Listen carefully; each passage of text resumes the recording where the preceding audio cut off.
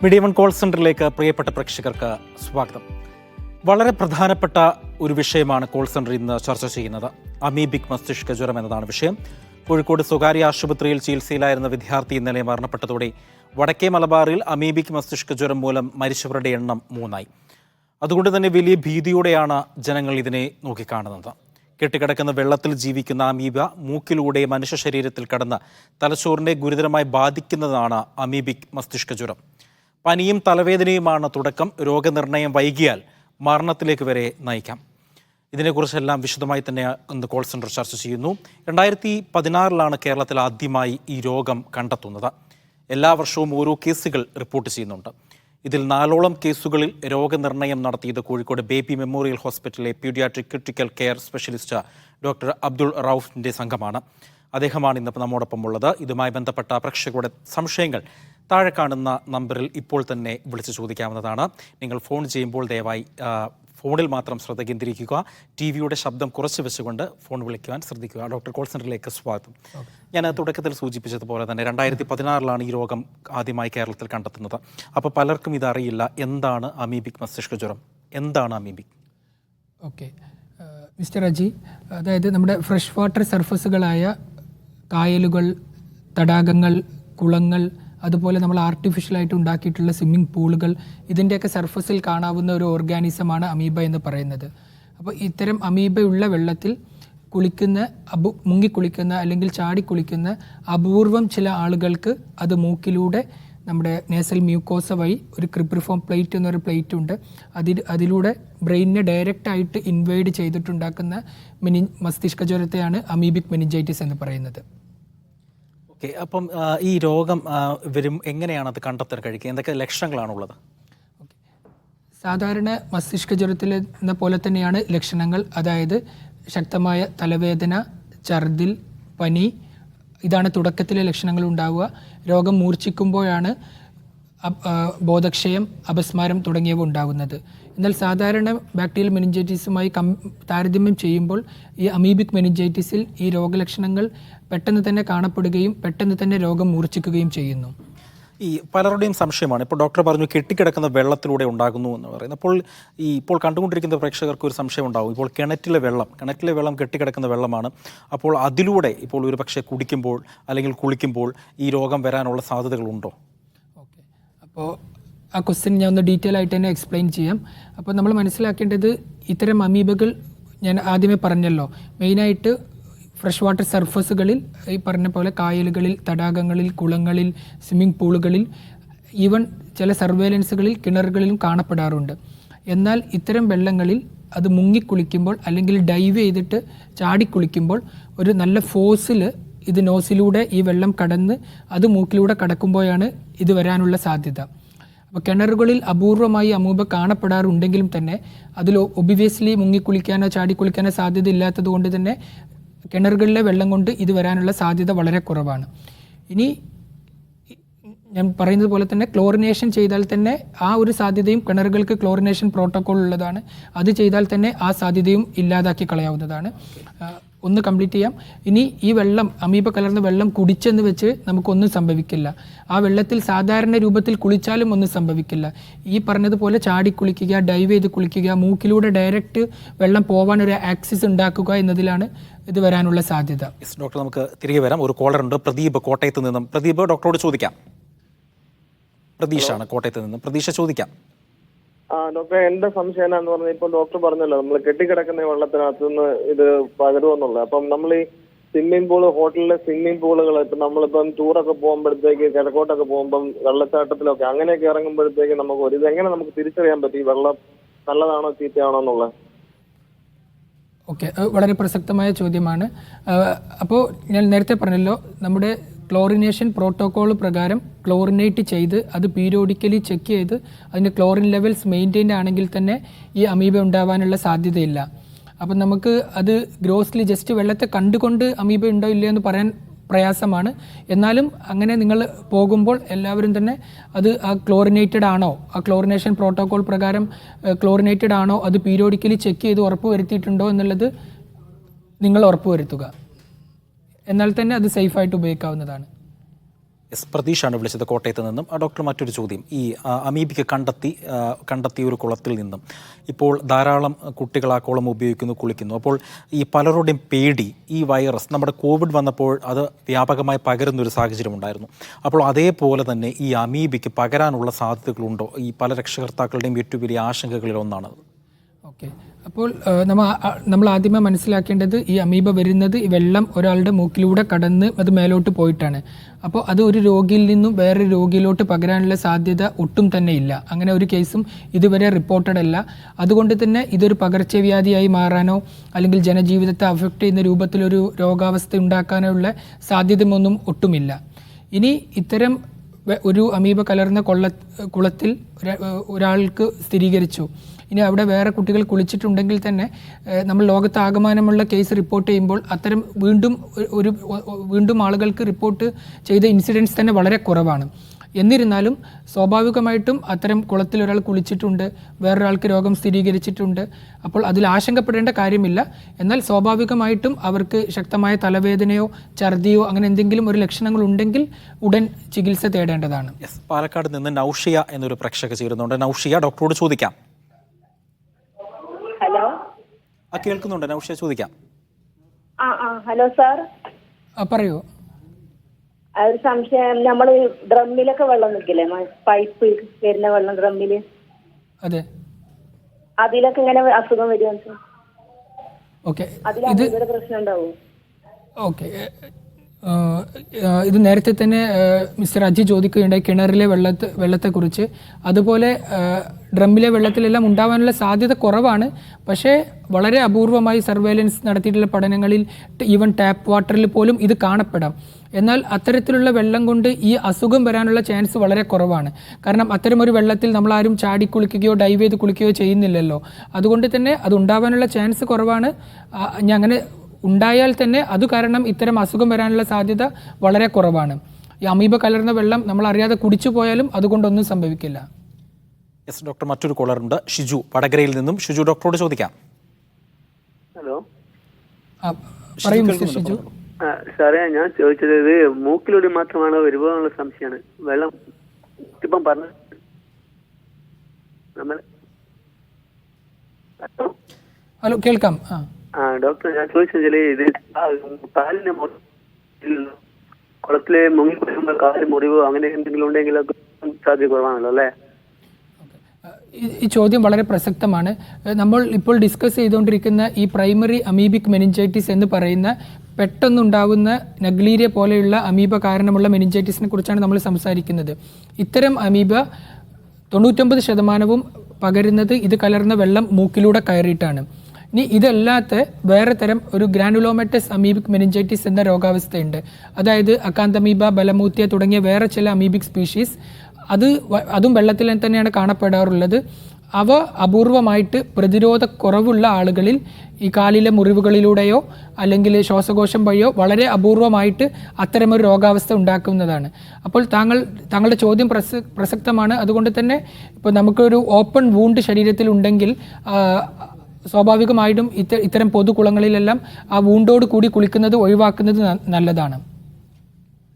Yes doctor, മറ്റൊരു ചോദ്യം. ഈ അമ്യൂസ്മെന്റ് പാർക്കുകളിലെ വെള്ളത്തിൽ ഇതിന്റെ സാന്നിധ്യം വരാനുള്ള സാധ്യതകളുണ്ടോ? ഇതിൻ്റെ ആൻസർ നമ്മൾ പറഞ്ഞ പോലെ തന്നെ അത് പ്രോപ്പറായിട്ട് ക്ലോറിനേഷൻ എൻഷുർ ചെയ്തിട്ടുണ്ടെങ്കിൽ, ക്ലോറിനേഷൻ പീരിയോഡിക്കലി ചെക്ക് ചെയ്ത് അവരത് മോണിറ്റർ ചെയ്യുന്നുണ്ടെങ്കിൽ വരാനുള്ള സാധ്യത വളരെ കുറവാണ്. മറ്റൊന്ന്, ഈ അമീബയ്ക്ക് നമ്മുടെ ശരീരത്തിലേക്ക് മൂക്കിലൂടെ കയറി കഴിഞ്ഞ് എത്ര ദിവസം കഴിയുമ്പോഴായിരിക്കും ഇതിൻ്റെ രോഗലക്ഷണങ്ങൾ കാണിച്ചു തുടങ്ങുക? അതെ, നമ്മൾ ഈ പ്രൈമറി അമീബിക് മെനിഞ്ചൈറ്റിസ് എന്ന് പറയുന്നത് നമ്മുടെ ഇതിൻ്റെ CDC ഡെഫിനിഷൻ പ്രകാരം ഒരാൾ മുങ്ങി കുളിക്കുകയോ അല്ലെങ്കിൽ ഡൈവ് ചെയ്ത് കുളിക്കുകയോ ചെയ്ത് 3 ദിവസം മുതൽ 14 ദിവസം വരെയുള്ള അതാണ് അതിൻ്റെ ഇൻക്യുബേഷൻ പീരീഡ്. അതായത് ദിവസങ്ങൾക്കുള്ളിൽ അല്ലെങ്കിൽ 2 ആഴ്ചക്കുള്ളിൽ നമ്മൾ നേരത്തെ പറഞ്ഞ രോഗലക്ഷണങ്ങളായ തലവേദന, ഛർദി തുടങ്ങിയവ വരാവുന്നതാണ്. നമുക്ക് കൊണ്ടോട്ടിയിൽ നിന്ന് ഒരു പ്രേക്ഷകനുണ്ട്, ഹബീബ്, ഡോക്ടറോട് ചോദിക്കാം. ഹലോ, ഹബീബ് കേൾക്കാം, ചോദിച്ചോളൂ. ഞാൻ ഇത്തരം ഈ രോഗങ്ങളൊക്കെ ഇപ്പോഴത്തെ ഈ കാലത്താണല്ലോ കാണുന്നത്, മുന്നില്ലല്ലോ. മലിനീകരണം കൊണ്ടാണ് അങ്ങനത്തെ രോഗങ്ങളൊക്കെ ഉണ്ടാകുന്നത്. ഓക്കെ, അത് പ്രസക്തമായ ചോദ്യമാണ്. അത് 2 തരത്തിൽ നമുക്കതിനെ എക്സ്പ്ലെയിൻ ചെയ്യാം. ഒന്ന്, നേരത്തെ മിസ്റ്റർ അജി പറഞ്ഞ പോലെ 2016 ആദ്യമായിട്ട് കേസ് റിപ്പോർട്ട് ചെയ്തത്. പക്ഷേ ലോകത്ത് കണക്കുകൾ പക്ഷേ 1960കളിൽ തൊട്ടേ അമേരിക്കയിലെല്ലാം ഈ കേസുകൾ റിപ്പോർട്ട് ചെയ്തിട്ടുണ്ട്. അപ്പോൾ ചിലപ്പോൾ ഇത് മുമ്പ് ഇത് റെക്കഗ്നൈസ്, അതായത് കണ്ടെത്താൻ കഴിയാതെ പോയതാവാം ഒരു കാരണം. ഇനി രണ്ടാമത്തെ കാരണം ഇപ്പോഴുള്ള മലിനീകരണം, രണ്ടാമത്തേത് അതിനേക്കാൾ ഗ്ലോബൽ വാർമിംഗ്. അതായത് അറിയാമല്ലോ, ഇപ്പോൾ നമ്മുടെ ടെമ്പറേച്ചർ എല്ലാം ഓരോ വർഷവും കൂടിക്കൊണ്ടിരിക്കുകയാണ്. അപ്പോൾ ഈ അമീബ എന്ന് പറയുന്നത് ഒരു തെർമോഫിലിക് ഓർഗാനിസം, അതായത് ടെമ്പറേച്ചർ, ചൂടിനെ ഇഷ്ടപ്പെടുന്ന ഒരു ഓർഗാനിസമാണ്. അപ്പോൾ ചൂട് കൂടുന്തോറും 40 to 45 ഡിഗ്രിയാണ് അതിന് ഏറ്റവും ഇഷ്ടപ്പെട്ട ചൂട്. അപ്പോൾ ചൂട് കൂടുന്തോറും അവ സർവൈവ് ചെയ്യാനുള്ള സാധ്യത കൂടുന്നുണ്ട്. അപ്പോൾ ഇത് ഞാൻ പറയുന്നത് മാത്രമല്ല, ശാസ്ത്രലോകം മൊത്തം ചർച്ച ചെയ്ത് നമ്മളുടെ ഒരു ഹൈപ്പോത്തിസിസ്, ഈ ഗ്ലോബൽ വാർമിങ്ങും ഈ ടെമ്പറേച്ചറിൽ ഉണ്ടാകുന്ന വ്യതിയാനമെല്ലാം ഈ അമീബയുടെ കൂടുതലായിട്ടുള്ള സർവൈവലിനും ഇപ്പോൾ റിപ്പോർട്ട് ചെയ്യപ്പെടുന്ന കൂടുതൽ കേസുകൾക്കും കാരണമായിരുന്നിരിക്കാം എന്നാണ് നമ്മൾ വിചാരിക്കുന്നത്. എസ് ഡോക്ടർ, നമുക്ക് മറ്റൊരു കോളർ ഉണ്ട്, ശിവദാസ് പാലക്കാട് നിന്നും. ശിവദാസ്, ഡോക്ടറോട് ചോദിക്കാം. ഡോക്ടർ നമസ്കാരം. നമസ്കാരം. ഡോക്ടറെ, നമ്മൾ ഈ ക്ലോറിനേഷനുമായി ബന്ധപ്പെട്ടാണ്. നമ്മളിപ്പോ ഈ ഒരു ജലനിധിയുടെ ഒരു വലിയൊരു ടാങ്കിൽ നിന്നുള്ള വെള്ളമാണ് നമ്മൾ യൂസ് ചെയ്യുന്നത്. അതിനാദ്യം നമ്മൾ ജലനിധിയിൽ നിന്നും ഒരു വലിയ ഒരു 15,000 ലിറ്റർ ടാങ്കിലോട്ട് കയറ്റിയിട്ട് ആണ് നമുക്ക് വെള്ളം വരുന്നത്. അപ്പൊ ഇത് എത്ര നാൾക്കൊരിക്കൽ ക്ലോറിനേഷൻ ചെയ്യണം? ഈ ക്ലോറിനേഷന്റെ അളവ് എത്രയാണ്? ഓക്കെ, അത് ഇപ്പോൾ ഓരോ ഇപ്പോൾ സ്വിമ്മിംഗ് പൂളുകൾക്കായാലും കിണറുകൾക്കായാലും അതിൻ്റേതായ ക്ലോറിനേഷൻ പ്രോട്ടോക്കോൾ ഉണ്ട്. അതിൻ്റെ ആഴം അനുസരിച്ചും വെള്ളം എത്രമുണ്ട് എന്നനുസരിച്ചും അതിൻ്റെ ലിറ്റേഴ്സിനനുസരിച്ചുമാണ് അത് എത്ര ക്ലോറിനാണ് ആഡ് ചെയ്യേണ്ടത്. അത് ചെക്ക് ചെയ്യുമ്പോൾ എത്ര ക്ലോറിൻ ലെവലാണ് അത് മെയിൻറ്റെയിൻ ചെയ്യേണ്ടത്. അപ്പോൾ അത് നിങ്ങൾ അടുത്തുള്ള പബ്ലിക് ഹെൽത്ത് ഡിപ്പാർട്ട്മെൻറ്റുമായി തന്നെ ബന്ധപ്പെട്ടാൽ അവരത് മെഷർ ചെയ്ത് നിങ്ങൾക്ക് പറഞ്ഞു തരാവുന്നതാണ്. നമുക്ക് മറ്റൊരു കോളർ ഉണ്ട്, അരീക്കോട് നിന്ന് മനാഫ് ചേരുന്നു. മനാഫ്, ഡോക്ടറോട് ചോദിക്കാം.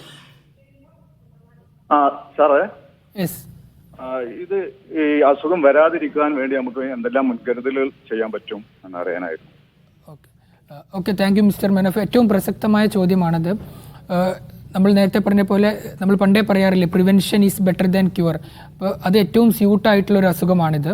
ഈ അസുഖം വരാതെ നോക്കുന്നതാണ് ഏറ്റവും നല്ലത്. അപ്പോൾ അതിന് നമുക്ക് എന്തൊക്കെ ചെയ്യാൻ പറ്റും? ഒന്നാമത്, നമ്മളിപ്പോൾ നേരത്തെ പറഞ്ഞതുപോലെ നമ്മൾ മുങ്ങിക്കുളിക്കാനൊക്കെ സാധ്യതയുള്ള നമ്മുടെ സ്വിമ്മിംഗ് പൂളുകളെല്ലാം തന്നെ അതിൻ്റെ പ്രോട്ടോകോൾ പ്രകാരം ക്ലോറിനേറ്റ് ചെയ്തിരിക്കണം. അത് യൂസ് ചെയ്യുന്നവരും അത് മാനേജ് ചെയ്യുന്നവരും അത് ഉറപ്പുവരുത്തണം. ഇനി രണ്ടാമത്, നമ്മുടെ നാട്ടിലൊക്കെ ഉള്ള ചെറിയ കുളങ്ങൾ, നമ്മുടെ എസ്പെഷ്യലി മഴക്കാലത്ത് മാത്രം രൂപപ്പെടുന്ന കുളിക്കാൻ ഉപയോഗിക്കുന്ന കുളങ്ങൾ, അത്തരം കുളങ്ങൾക്കെല്ലാം സ്റ്റാൻഡേർഡായിട്ട് ഗവൺമെൻറ് നിർദ്ദേശപ്രകാരം ഒരു ക്ലോറിനേഷൻ പ്രോട്ടോക്കോൾ നിലവിലില്ല. കാരണം അതിനെല്ലാം പ്രായോഗികമായി ചില ബുദ്ധിമുട്ടുകളുണ്ട്. എന്നിരുന്നാലും ഇപ്പോഴത്തെ സാഹചര്യത്തിൽ സാധ്യമായ വിധത്തിൽ ഒരു അപ്രോക്സിമേറ്റ് കണക്ക് വെച്ച് അത്തരം കുളങ്ങളും ക്ലോറിനേറ്റ് ചെയ്യേണ്ടതാണ്. ഗവൺമെൻറ് അതിനെക്കുറിച്ചുള്ള, ആരോഗ്യവകുപ്പ് അതിനെക്കുറിച്ചുള്ള നടപടികളെല്ലാം തുടങ്ങിക്കഴിഞ്ഞു എന്നാണ് ഞാൻ മനസ്സിലാക്കുന്നത്. ഇനി മൂന്നാമത്തെ കാര്യം, ഈ കുളിക്കാൻ പോകുന്നവർ എന്ത് ശ്രദ്ധിക്കണം? ഒന്ന്, ഇനി ഞാൻ പറയുന്നത് ഇത് CDC പ്രകാരമുള്ള നമ്മുടെ ഇത്തരം കേസുകൾ, ലോകത്ത് ഇതുവരെയുള്ള കേസുകളെല്ലാം പഠിച്ചിട്ട് ഗവേഷകർ നിർദ്ദേശിച്ചിട്ടുള്ള കാര്യങ്ങളാണ്.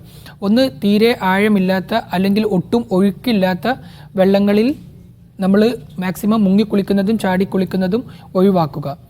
ഇനി നമ്മളിപ്പോൾ ക്ലോറിനേഷൻ ഉറപ്പില്ലാത്ത കുളങ്ങൾ അല്ലെങ്കിൽ മലിനപ്പെട്ടിരിക്കാമെന്ന് നമ്മൾ സംശയിക്കുന്ന കുളങ്ങൾ, അത്തരം കുളങ്ങളിൽ നമ്മൾ നീന്തുകയാണെങ്കിൽ തന്നെ ഹെഡ് അപ്പ് വെച്ച് തല പൊക്കി വെച്ചിട്ട് നീന്തുക. അതായത് മൂക്കിലൂടെ വെള്ളം കയറാൻ സാധ്യതയില്ലാത്ത വിധം. ഇനി ഒരാൾക്ക് നിങ്ങൾക്ക് മുങ്ങിയേ പറ്റൂ എന്നാണെങ്കിൽ നിങ്ങൾ മുങ്ങാൻ പോകുമ്പോൾ നോസ് ക്ലിപ്പ് അവൈലബിൾ ആണ്. ഈ നോസ് ക്ലിപ്പ് ഉപയോഗിച്ചിട്ട് കുളിക്കാൻ പോവുക. അപ്പോൾ വായ് തുറക്കാം.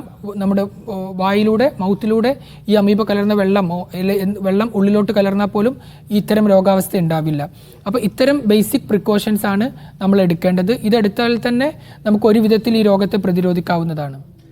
ഡോക്ടർ, ദുബായിൽ നിന്നും സൂപ്പി ചേരുന്നുണ്ട്. സൂപ്പി, ഡോക്ടറോട് ചോദിക്കാം. ഡോക്ടറെ, ഒരു സംശയം കൂടി ഉണ്ട് മനസ്സിലാക്കാൻ.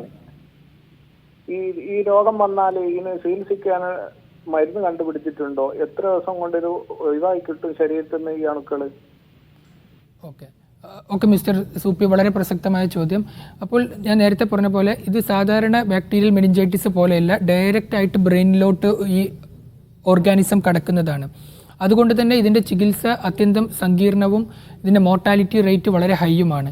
ഇനി ചികിത്സയ്ക്ക് വേണ്ടി ഉപയോഗിക്കുന്നത് ഒരു 6ഓളം different kind of anti fungal antibiotic മരുന്നുകളാണ്. ആംഫോട്രസിൻ, ഫ്ലൂക്കണസോൾ, റിഫാംബിസിൻ, അസിത്രോമൈസിൻ തുടങ്ങിയവ. ഓക്കെ, അപ്പോൾ ഈ രോഗം ഇത്തരം മരുന്നുകളാണ് ഇതിന് റെക്കമെൻഡ് ചെയ്യപ്പെട്ടിട്ടുള്ളത്. ഇത് വളരെ നേരത്തെ തന്നെ രോഗം ഡിറ്റക്റ്റ് ചെയ്ത് ഈ ചികിത്സ ആരംഭിച്ചാലാണ് ഈ രോഗി ഈ മരുന്നുകൾക്ക് പോലും റെസ്പോണ്ട് ചെയ്യുക. ഇനി വളരെ വൈകി നമ്മൾ ചികിത്സ ആരംഭിച്ചാൽ, അല്ലെങ്കിൽ ഇത് ഞാൻ പറഞ്ഞില്ല, പെട്ടെന്ന് തന്നെ ഈ രോഗം മൂർച്ഛിക്കാം. അപ്പോൾ 2-3 ദിവസത്തിൻ്റെ രോഗം മൂർച്ഛിക്കാം. പിന്നീട് ചികിത്സ ആരംഭിച്ചാൽ പോലും ഈ മരുന്നുകളോട് പ്രതികരിക്കുന്നത് കുറവാണ്. അതുകൊണ്ട് തന്നെയാണ് ഇതിൻ്റെ മരണനിരക്ക് എന്ന് പറയുന്നത് ലോകത്താകമാനം 95%, 95%, അല്ലെങ്കിൽ ഈ ലോകത്തെ അതിജീവിക്കുന്നവർ വളരെ കുറവാണ്. ഇനി ഇത് എത്ര കാലമാണ് ഇതിൻ്റെ മരുന്ന് കൊടുക്കുക എന്ന് വെച്ചാൽ, അതിന് CDCയുടെ ഗൈഡ് ലൈൻസ് പ്രകാരം 2 ആഴ്ച മുതൽ 1 മാസം വരെയാണ്. അത് ഓരോ പേഷ്യൻറ്റും, ഈ രോഗം തന്നെ ഇത്ര അപൂർവമാണ്, അപ്പോൾ നമ്മളത് ചികിത്സിക്കുന്ന രോഗിയുടെ അപ്പോഴത്തെ കണ്ടീഷനും അതെല്ലാം അനുസരിച്ചായിരിക്കും അതിൻ്റെ ഒരു ഡ്യൂറേഷൻ എല്ലാം തീരുമാനിക്കുന്നത്. യെസ് ഡോക്ടർ, മറ്റൊരു പ്രധാനപ്പെട്ട ഒരു ചോദ്യത്തിലേക്ക്. ഈ ഒരു കുളത്തിൽ കുളിച്ച കുട്ടി അമീബിക്ക് വന്ന കുട്ടി മരിച്ചു. അപ്പോൾ അതേ കുളത്തിൽ മറ്റു കുറച്ച് കുട്ടികൾ കൂടി കുളിച്ചു. അപ്പോൾ അവർക്ക് എടുക്കേണ്ട മുൻകരുതലുകൾ എന്താണ്? അവർക്ക് ഈ അസുഖം വരാനുള്ള സാധ്യതകളുണ്ടോ? ഞാൻ നേരത്തെ പറഞ്ഞല്ലോ, നമ്മൾ ഇതിനു മുമ്പ് കേരളത്തിൽ റിപ്പോർട്ട് ചെയ്ത കേസുകളാണെങ്കിലും ബാക്കി റിപ്പോർട്ടുകൾ ചെയ്ത കേസുകളൊക്കെ ആണെങ്കിൽ പഠിക്കുമ്പോൾ തന്നെ, ഒരു കുളത്തിൽ ഒരാൾ കുളിച്ചെന്ന് വെച്ച് മറ്റുള്ള അതിൻ്റെ കൂടെ കുളിച്ചവർക്കെല്ലാം രോഗം വരുന്നത് വളരെ അപൂർവമായിട്ടേ അങ്ങനെ റിപ്പോർട്ട് ചെയ്യപ്പെട്ടിട്ടുള്ളൂ. എന്നിരുന്നാലും നമ്മൾ നേരത്തെ പറഞ്ഞ ഇത്തരം കുളിച്ച് ഒരു രോഗി ഇത്തരം കുളങ്ങളിൽ കുളിച്ച് 14 ദിവസത്തിനുള്ളിൽ എന്തെങ്കിലും ശക്തമായ തലവേദന, ഛർദിൽ, പനി തുടങ്ങിയ ലക്ഷണങ്ങൾ ഉണ്ടെങ്കിൽ അത്തരം ലക്ഷണങ്ങളിൽ ഉടൻ ചികിത്സ തേടേണ്ടതാണ്. അതാണോ ഈ മുൻകരുതലായിട്ട് എടുക്കേണ്ടത്? അത് മാത്രമേ എടുക്കേണ്ടതുള്ളൂ. മറ്റ് ലക്ഷണങ്ങൾ എന്തെങ്കിലും കാണിച്ചു തുടങ്ങുമോ? അതായത് ഈ കയ്യിലൊക്കെ ചുമന്ന നിറങ്ങൾ വരിക, ഈ പനി, ജലദോഷം, തലവേദന, ഇത് മാത്രമാണ് ഇതിൻ്റെ ലക്ഷണം? ഞാൻ നേരത്തെ പറഞ്ഞു, ഇത് നമ്മൾ ബാക്കിയുള്ള മസ്തിഷ്ക ജ്വരത്തിൽ നിന്നും കുറച്ചൊരു വ്യത്യസ്തമാണ് ഇതിൻ്റെ രീതി. ബിക്കോസ് ഇത് ഡയറക്റ്റ് ബ്രെയിനിലോട്ടാണ് ഇൻവൈഡ് ചെയ്യുന്നത്. അപ്പോൾ ഈ അസുഖം തുടങ്ങുമ്പോൾ തന്നെ നമ്മുടെ എക്സ്പീരിയൻസിൽ നമ്മൾ 4ഓളം കേസുകൾ കണ്ടിട്ടുണ്ട്. എല്ലാവർക്കും തുടക്കത്തിൽ തന്നെ തലവേദന ശക്തമായിട്ട് ഉണ്ടാക്കിയിട്ടുണ്ട്, പിന്നെ ഛർദിൽ വന്നിട്ടുണ്ട്, പിന്നീട് പനി, രോഗം മൂർച്ഛിക്കുമ്പോഴാണ് ബോധക്ഷയം, അപസ്മാരം തുടങ്ങിയ ലക്ഷണങ്ങൾ വരുന്നത്. യെസ് ഡോക്ടർ, നമുക്ക് തിരികെ എത്താം. ഒരു ഇടവേള അനിവാര്യമാണ്. ഇടവേളയിലേക്ക്. കോൾ സെന്റർ തുടരുകയാണ്. ഡോക്ടർ, നമ്മളിപ്പോൾ സംസാരിച്ചുകൊണ്ടിരിക്കുമ്പോൾ തന്നെ മറ്റൊരു സംശയം പൊതുവിൽ ആളുകൾക്കിടയിൽ വരാൻ സാധ്യതയുള്ളത്, ഈ രോഗം കുട്ടികൾക്ക് മാത്രമാണോ വരുന്നത്? മുതിർന്നവർക്ക് വരാൻ സാധ്യതയുണ്ടോ? അത് എത്ര ശതമാനം അതിൽ സാധ്യതയുണ്ട്? ഓക്കെ മിസ്റ്റർ അജിത്, നമ്മൾ ലോകത്ത് ആകമാനം ഇതുവരെ റിപ്പോർട്ട് ചെയ്തിട്ടുള്ള എല്ലാ കേസുകളും പഠിക്കുമ്പോൾ ഈ രോഗം ഏറ്റവും കൂടുതൽ വന്നിട്ടുള്ളത് 10 വയസ്സിനും 25 വയസ്സിനും ഇടയിലുള്ള യങ് ആക്റ്റീവായിട്ടുള്ള അഡൽട്സ്, അതിൽ തന്നെ കൂടുതൽ ആൺകുട്ടികൾക്കാണ്. ഇനി ഇത് എന്തുകൊണ്ടാവാം ഇത്തരം ഒരു, നിങ്ങൾക്ക് ചോദിക്കും എന്തുകൊണ്ടാവാം ഇങ്ങനെയെന്നുള്ളത്. അപ്പോൾ അതിനുള്ള ആൻസർ പറയുന്നത്, ഒന്ന്, ഈ ഏജ് ഗ്രൂപ്പിലുള്ള കുട്ടികൾ അവർ വളരെ ആക്റ്റീവാണ്, അവർ വളരെ ഇങ്ങനെ ജമ്പ് ചെയ്യാനും ഡൈവ് ചെയ്യാനൊക്കെ ഉള്ള സാധ്യത കൂടുതലാണ്. ഇനി രണ്ടാമത്തെ കാരണം, പ്രപ്പോസ് ചെയ്യപ്പെട്ടുള്ള കാരണം, നമ്മൾ നേരത്തെ പറഞ്ഞല്ലോ, ഈ രോഗാണു പ്രവേശിക്കുന്നത് നമ്മുടെ മൂക്കിലൂടെ നേസൽ മ്യൂക്കോസ വഴി ഈ ക്രിപ്രിഫോം പ്ലേറ്റ് വഴിയാണ്. ഈ ക്രിപ്രിഫോം പ്ലേറ്റ് എന്ന് പറയുന്നത് ഒരു സീവ് ലൈക്ക്, അതായത് ഒരു അരിപ്പ പോലത്തെ സ്ട്രക്ചറാണ്. അപ്പോൾ അത് നമ്മൾ അസ്യൂം ചെയ്യുന്നത് ഒരു 25 വയസ്സിനൊക്കെ ശേഷമാവാം അത് കംപ്ലീറ്റ്ലി ക്ലോസ് ആവുന്നത്. അതായത് നിങ്ങൾക്ക് മനസ്സിലായല്ലോ, അപ്പോൾ 25 വയസ്സ് വരെ അതിലൂടെ അത് കടക്കാനുള്ള ചെറിയ സാധ്യതയുണ്ട്. മുതിർന്നവരാകുമ്പോൾ അവർ ചാടിക്കുളിച്ചാലും സാധ്യത കുറവാണ്. എന്നിരുന്നാലും നമ്മളിപ്പോൾ പറയുന്നത് പ്രൈമറി അമീബിക് മെനിഞ്ചൈറ്റിസ് ആണ്. പ്രതിരോധക്കുറവുള്ള മുതിർന്നവരിൽ, അതായത് പ്രമേയം, മറ്റു കിഡ്നി രോഗങ്ങളോ ഹാർട്ട് രോഗങ്ങളോ ഉള്ള മുതിർന്നവരിലെല്ലാം തന്നെ ബാക്കിയുള്ള അമീബിക് മെനിഞ്ചൈറ്റിസുകൾ, നമ്മൾ നേരത്തെ പറഞ്ഞ അക്കാന്തമീബ തുടങ്ങിയ മുതലായ ഓർഗാനിസം വഴിയുള്ള അമീബിക് മെനിഞ്ചൈറ്റിസ് പ്രതിരോധക്കുറവുള്ള മുതിർന്നവർക്കും വരാവുന്നതാണ്. യെസ്, നമുക്കൊരു കോളർ ഉണ്ട്, മുഹമ്മദ് ബഷീർ പത്തനാപുരത്ത് നിന്നും. ബഷീർ, ചോദിക്കാം.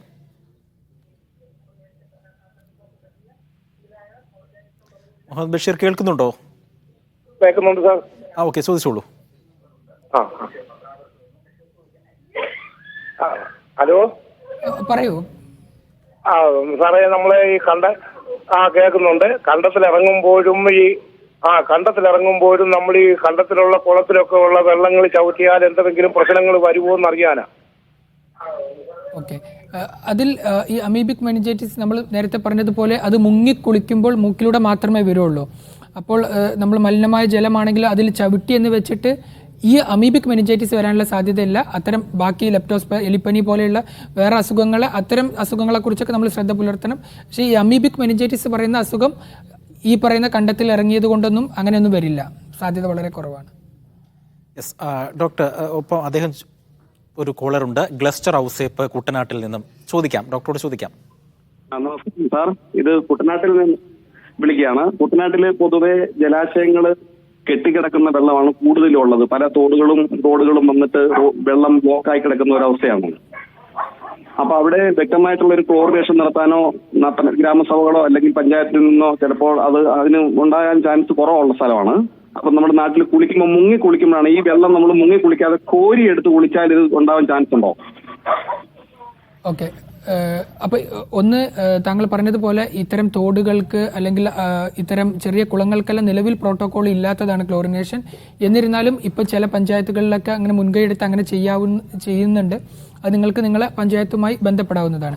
ഇനി രണ്ടാമത്തെ ചോദ്യം, ഇത്തരം വെള്ളം നമ്മൾ കോരിയെടുത്ത് കുളിച്ചാൽ, തലയിലൂടെ ഒഴിച്ചാൽ അതുമൂലം ഈ മെനിഞ്ചൈറ്റിസ്, അമീബിക് മെനിഞ്ചൈറ്റിസ് വരാനുള്ള സാധ്യത വളരെ കുറവാണ്. യെസ്, കുട്ടനാട്ടിൽ നിന്നാണ് അദ്ദേഹം വിളിച്ചത്. ഡോക്ടർ, മറ്റൊരു സംശയം, ഇപ്പോൾ മഴക്കാലമാണ്, പനികൾ ധാരാളം വരുന്നൊരു സമയം, പ്രത്യേകിച്ച് കുട്ടികൾക്ക്. അപ്പോൾ എല്ലാ രക്ഷിതാക്കൾക്കും ഒരു ആശങ്ക കാണും. അപ്പോൾ പലരും ഈ പ്രിക്കോഷൻസ് എന്ന നിലയിൽ ചെറിയ മരുന്നുകൾ കൊടുത്ത് വീട്ടിൽ തന്നെ സ്വയം ചികിത്സിക്കുന്ന ഒരു പ്രവണതയാണ് കണ്ടുവരുന്നത്. അപ്പം അങ്ങനെയുള്ള മാതാപിതാക്കളോട് എന്താണ് ഈ ഘട്ടത്തിൽ, പ്രത്യേകിച്ച് ഈ അമീബിക്ക് ഇങ്ങനെ വന്ന സാഹചര്യത്തിൽ പറയാനുള്ളത്?